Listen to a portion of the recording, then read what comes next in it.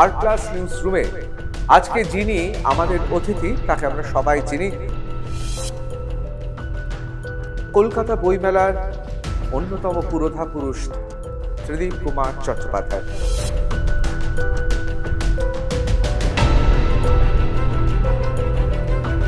আপনি একাধারে যে কোনো পলিটিক্যাল পার্টি, যে কোনো মুখ্যমন্ত্রী এলে তাকে বইমেলার পক্ষে নিয়ে নেন, এটার কারিশমাটা কি?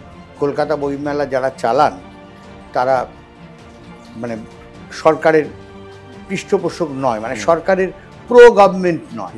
এবার জার্মানি থিম করা হলো কেন? আমরা বলি Frankfurt book fair is the Mecca, মানে বইমেলার মক্কা হচ্ছে ফ্র্যাঙ্কফার্ট। কলকাতা পুস্তক মেলা মানে যেটা রাজ্য সরকারের, সেটাকে আপনারাই বন্ধ করিয়েছেন। হ্যাঁ, অনেকে বলছেন এবার নাকি বইমেলাতে সব প্রকাশকদের পুস্তক পরিচয় দিতে হচ্ছে। কোনো রাজনৈতিক প্রতিহিংসার ব্যাপার নেই। আমাদের কথা হচ্ছে শত পুষ্প বিকশিত, মাও সেতুং বলে গেছেন না। অনেকে বলেন আপনি এবং সুধাংশু বাবু পুরো গিলটাকে হাতের মুঠোয় নিয়েছেন। এখন কি মানুষের তত সময় আছে? এখন কি বঙ্কিমচন্দ্র পড়েন কেউ? কিন্তু যেই মুহূর্তে ইন্টারনেট এসে গেছে সেই মুহূর্তে সেই বিক্রিগুলো গুগল যারা সব বলতে বলে দিন। বাংলাদেশে বিভিন্ন জায়গায় শুনতে পাচ্ছি, বিশেষ করে সামাজিক মাধ্যমে, তারা বলছে আমরা তো কলকাতা বইমেলায় যেতেই চাইনি। আবার আমাদের এখানকার লোকজন বলছে আমরা তো বাংলাদেশকে আমন্ত্রণই জানাইনি। কোনটা ঠিক? খুব দুর্ভাগ্যজনকভাবে ওদের প্রকাশনার একটা অংশ সারাক্ষণ পাইরেসি বই করেন, নকল জাল বই করেন, এবং ওদের সরকার মানে যিনি এখন নেই, সে হাসিনার সরকারও এদের প্যাট্রোনাইজ করেছে।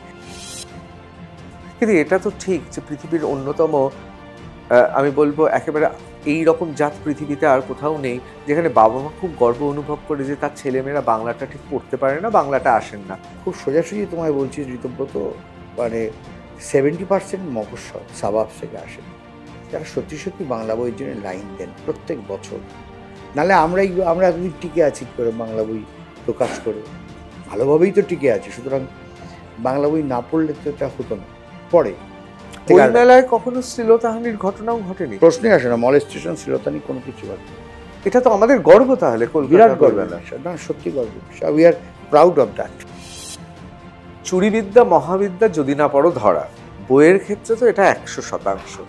তা বিভিন্ন ধরনের বই চোররা তো থাকে, এবং তাদের মধ্যে সবাই যে অর্থাভাবে বই চুরি করছে তা নয়। এরকম তো অনেক মজার ঘটনা থাকে। এখন কি নিয়ম হয়েছে? বই চুরি করে ধরা পড়লে কি হবে?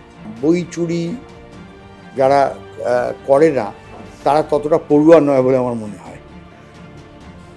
আমি নিজেও করেছি।